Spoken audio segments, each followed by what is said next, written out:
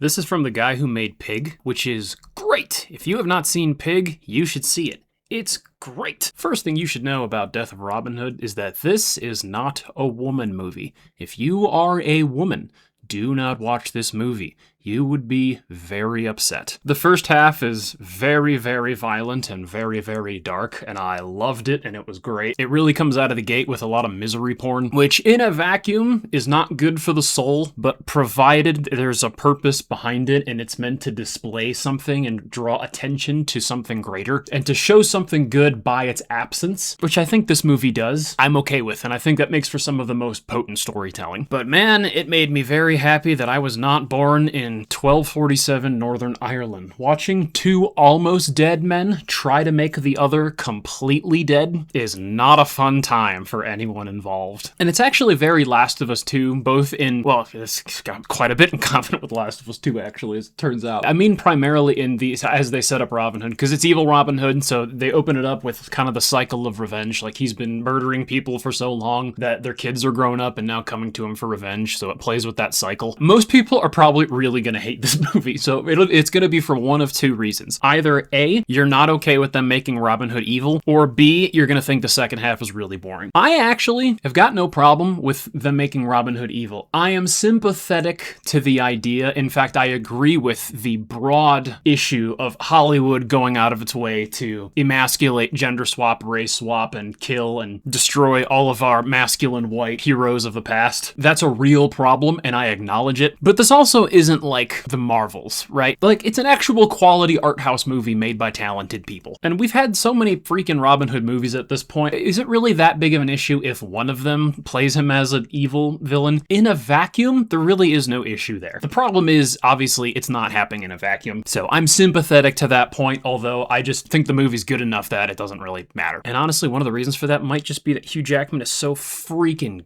good. Oh my goodness, he's probably my favorite actor.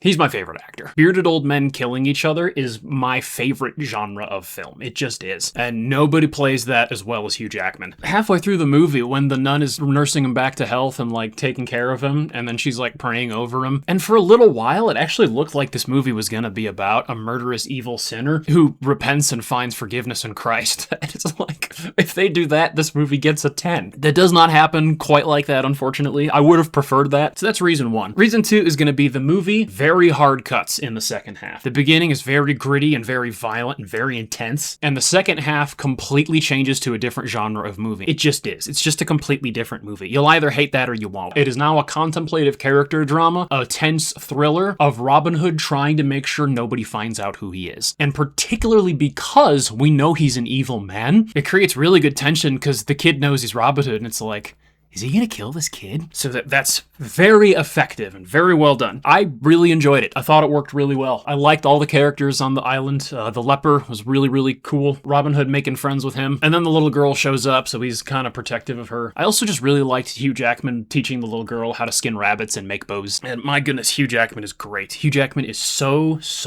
good. The accents are really, really good too. It's like super old-timey Irish, although I did miss some dialogue, so I would have rather they just put subtitles on screen, but really good. I'm gonna be in the minority here probably, but I really like this movie. And the ending scene too is great. The specific circumstances of his death I take issue with, but the actual ending scene is really good. I felt like I was 75, lying in bed, tired and waiting to die. That's just how well done it was. And there's gonna be a lot of people who are like, that sounds terrible. I don't want to watch that. And I get it. I was just more so impressed by how effective and talented the craft was. The filmmaking and the acting. Soundtrack's good too, very Celtic.